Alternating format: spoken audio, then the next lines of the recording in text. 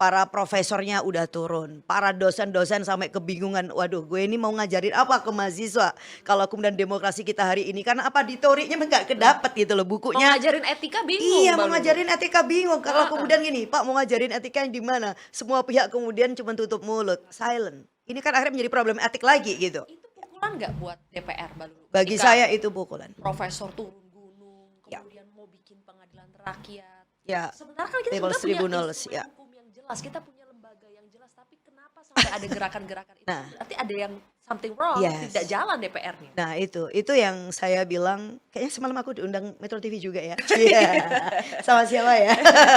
Ya itu yang kemudian justru mengusik saya. Saya bilang nih, kalau udah budayawan yang bicara, itu bagi saya itu udah tarikan tarikan apa ya, magnet yang luar biasa gitu. Karena apa? Aku ngelihat orang yang sudah kayak guru besar, kayak Profesor Argisuti misalnya, dia itu nothing to do lah dengan politik praktis, dengan partai politik gitu ya kan. Dia ya pasti non partisan.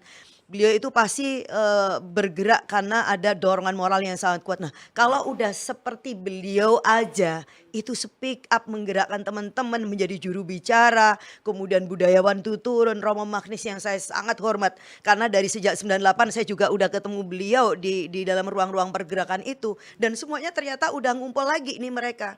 Oh, ini berarti kita nggak sedang baik-baik aja nih. Nah, kalau kemudian sampai situasi ini kok kemudian kita ini cuman sedekep aja gitu dan enjoy dengan pikiran kita seolah semua normal, ini ada yang nggak benar, ada yang mengganggu akal sehat saya.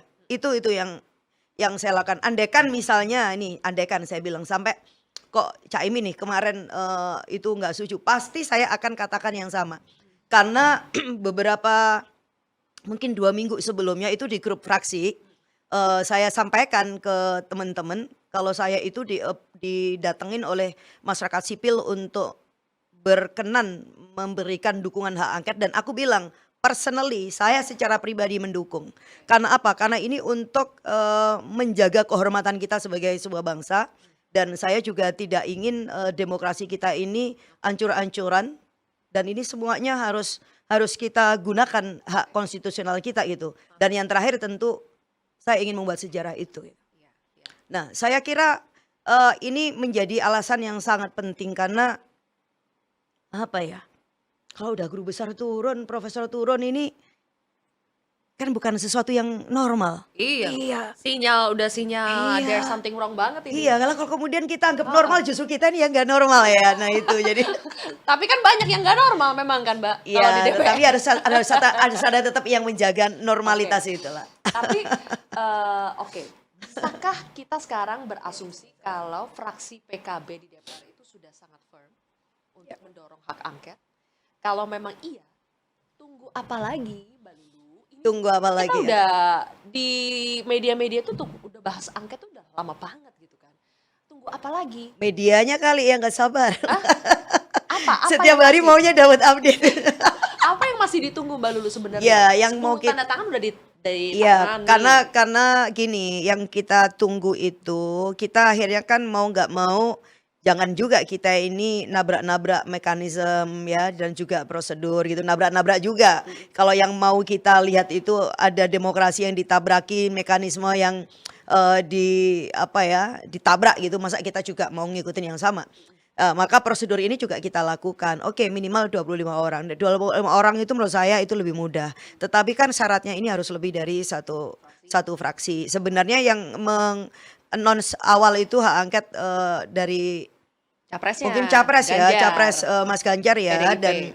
dan PDIP kayak gitu. Dan menurut saya karena ini bukan problemnya Mas Ganjar semata, dan juga problemnya PDIP, dan ini menurut saya ini justru harus kita lihat sebagai problem demokrasi kita hari ini.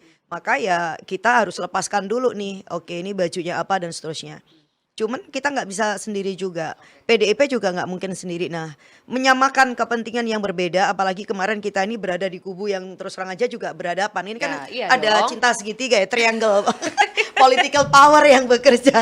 Iya kan, ada 01, 02 dan ketiga, masing-masing udah berhadapan. Mungkin di dalam satu peristiwa ya mohon maaf gitu, ada yang ini konteksnya lucu-lucuan aja. Ada yang memang kita irisannya itu berhadapan dengan 02, tapi kan ada juga yang dengan 03, ada 03 dengan yang ini dengan yang ini, sehingga inilah situasi yang bisa terjadi. Tapi kita bilang, oke, kita melepaskan atribut itu. Ya karena kalau udah di DPR kan nggak bicara lagi 01 03 gitu ya kan. Harusnya. Harusnya. Kemarin malah ada yang bilang 02 bilang katanya korban TSM. Nah, ya kalau gitulah join us. Ya kan justru itu Sekalian gitu ya ya. sekalian kan udah pas itu. Apalagi udah Pak Prabowo udah bilang, "Oke, our democracy is very tiring," ya kan? Ya. Very messy. Kemudian juga apalagi yang satunya wis mahal ya. Jadi kalau begitu apa yang katanya menang saja mengakui bahwa Yes, yang proses menang aja demokrasi mengakui kita ini itu mahal, Messi, kemudian mahal. juga melelahkan. Ya. Nah, justru malah ini yang perlu kita pertanyakan. Situasi apa yang itu dianggap sangat melelahkan? Ada situasi apa yang kemudian itu kok dianggap sangat messy dan kemudian sangat-sangat mahal? Oke. Nah, justru itu. Jangan-jangan ini masalah kita semuanya gitu, ya kan? Nah, Berarti kalau sekarang masih nunggu PDIP, benar? ya Itu kuncinya. Kan PDIP saya sekarang kira. bilang lagi bikin naskah akademik, barang bukti, minta berbagai pendapat. Jadi masih menunggu dari PDIP. Kita mungkin menunggu momentum kali ya, lebih tepatnya ya. Jadi Apa? momentum itu misalnya begini. Momentum ini kan ada sebagian memang yang berpandangan kita tunggu sampai keputusan KPU tanggal 20. Sebenarnya bisa relevan bisa tidak, tetapi kita tidak ingin menenggalkan salah satu. Karena ada salah satu katakanlah fraksi ya atau partai politik gitu yang kebetulan dia berada di barisan 03 yang masih dalam tanda tanya apakah ini akan lolos parliament threshold 4% apa tidak. Jadi mereka masih P3. berjuang nih. P3 nih maksudnya. Iya, kemudian ngomong nggak angkat tiba-tiba hilang itu kan. Kemarin kan juga disampaikan, emangnya kalau kemudian kita akan ada di barisan hak angket terus kemudian P3-nya hilang, emang bisa ngebaliin itu. Nah, justru menurut saya ini malah menarik juga kayak gitu. Ya berarti kan ada kerja-kerja kekuasaan entah digerakkan melalui instrumen apa yang kemudian bisa mengendalikan hingga sampai kepada hasil pemilu. Tapi hak angket juga memang bukan bisa saja untuk pileg kan, Mbak Lulu, bukan hanya untuk pilpres kan? Ya bisa saja sebenarnya. Hak angket ini kan bisa untuk apa aja. Kita mau mengangket yang sangat spesifik, yang sangat mikro isunya, ya bisa aja. Dulu kita juga pernah ngangket soal Pertamina, yang blok Cepu, soal tanker dan lain-lain. Jadi kalau soal ini nanti kesepakatan dari pihak pengusul, makanya kan kita nggak bisa sendiri karena kita menyamakan itu dulu. Apakah ini memang yang mau kita angket memang adalah pilpres, ya kan? Ataukah the whole issue yang terkait dengan pemilu dan pilpres atau yang mana nih? Walaupun kita juga sadar ya dimulai dari pilpres maka itu akan membuka Pandora yang lain gitu karena hulunya memang ada di sana gitu. Oke, karena ini bisa saja mengungkap banyak hal. Mbak Lulu sekali dibuka nih pintunya. Banyak nggak yang sudah mulai lobby-lobby, kirim-kirim sinyal, kirim-kirim bingkisan, gula-gula supaya PKB nggak usah lah angket-angketan. Ya alhamdulillah ini lagi puasa jadi segala bingkisan kan nggak bermanfaat. Kecuali kalau waktunya maghrib ya kan. Tapi karena takjil ada di mana-mana jadi kita nggak perlu itulah. Tapi ada gak Mbak Lulu yang Enggak, sudah digoda-goda gitu? Enggak ada. Saya juga nanya ini emang ada? Enggak ada juga. Jadi Ada juga?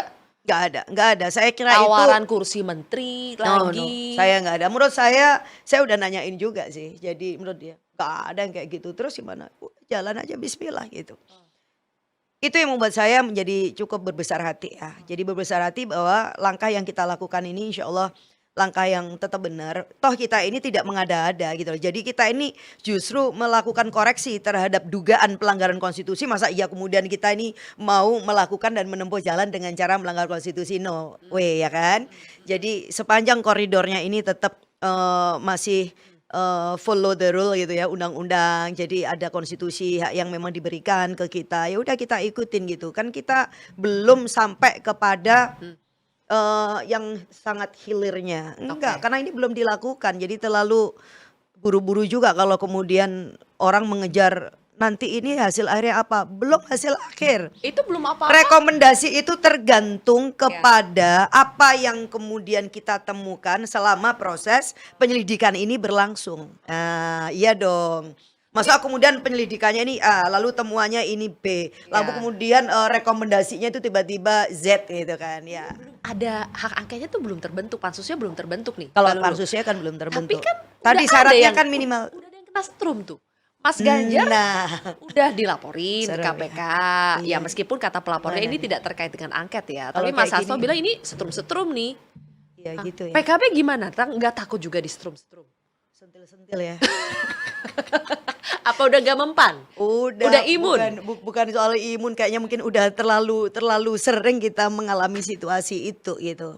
Saya kira dengan keberanian dan Caimin mengambil keputusan yang luar biasa. Oke, bismillah kemarin sebagai cawapres itu, dan itu artinya kita sudah melewatin sekian gelombang situasi yang itu memang kita hadapin sekian ya 10 tahun terakhir. Nah, itu kan akhirnya kita mengerti bahwa ada kerja politik itu yang tidak simsalabim hanya satu malam, tetapi memang ada kerja-kerja panjang yang dilakukan entah oleh siapa dan untuk kepentingan apa. Tetapi saya kira ya itulah DPR tugasnya untuk bisa mengawasin pemerintah. Kan memang counterpart kita begitu. Ya. Ada legislatif, ada eksekutif, ada yudikatif. Nah, kita mau lihat ini terlalu heavy nih ke sini misalnya. Oke. Ya kita lihat jangan begitu. Ini kan namanya terlalu overdosis, terlalu miringnya terlalu kemana, ini harus kembalilah ke tengah kayak